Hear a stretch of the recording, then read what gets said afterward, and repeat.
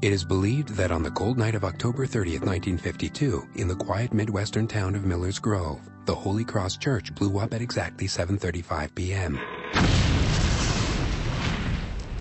The explosion forced 15 of the town's citizens to deeply reflect upon the heretofore inconsequential details of their lives, for all had narrowly cheated death by arriving late for choir practice.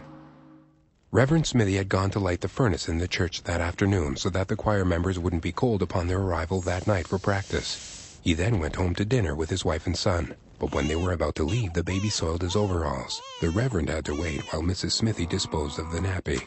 Meanwhile, the twin girls on Maple Street were ready for practice, but their car would not start.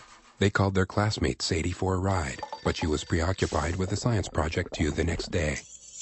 Hank the butcher was watching his two boys waiting for the babysitter who was running late. Despite her best efforts, Gertrude, the choir director, couldn't rouse her napping daughter, Beatrice, the choir's pianist. Dan and Anna, a newlywed couple, broke their habit of promptness that night because they were eager to hear the end of a 7 to 7:30 radio program. Dan's Uncle Frank was just plain lazy, staying in his house until the last possible minute. Firefighter Ted was in the middle of a different emergency call prior to the church explosion. At least 8 separate unconnected reasons for none of these people to arrive on time at 7:30 p.m., and not a single one of them had yet arrived to meet their deaths 5 minutes thereafter.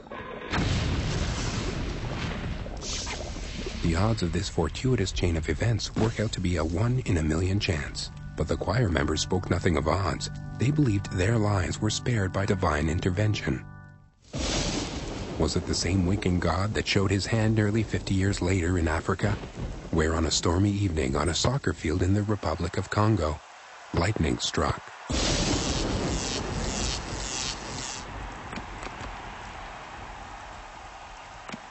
Officially, the game ended in a 1-1 tie, but most people would say that the home team lost, seeing as all 11 members of the team were killed, while the football club from the visiting village walked off the field completely unharmed. Family members insisted that the only way this freakishly fatal event could have occurred was by practice of voodoo magic. An act of God, fate, lady luck, voodoo mind tricks, or simply coincidence. Mathematicians devote themselves to eliminating the taint of coincidence in our lives, calculating the odds of pure happenstance. These, the same mathematicians who will attest that if you had an infinite number of monkeys typing on an infinite number of typewriters, they would eventually type out the complete works of William Shakespeare.